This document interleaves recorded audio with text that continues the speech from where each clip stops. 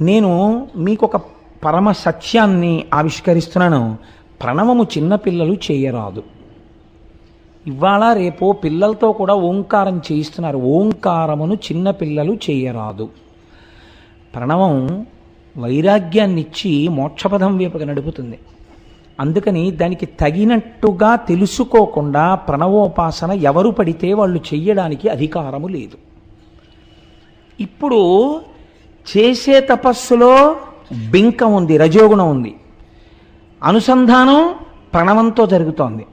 ప్రణవంతో తపస్సు చేస్తున్నాడు ఓంకారంతో. ఏమైంది? అది ఈశ్వరుణ్ణి కదపలేకపోయింది. రాలేదు పరమేశ్వరుడు. ఎందుకని? ఎక్కడుంది దోషం? ఈశ్వరుడు ఎందుందా? తపస్సు ఎందుందా? తపస్సు ఎందుంది. ఇప్పుడు ఆయన ఏం చేశాడు? రజోగుణంతో ప్రారంభమైన తపస్సు కదండి, అది సత్వగుణంతో ఉన్న తపస్సు కాదు.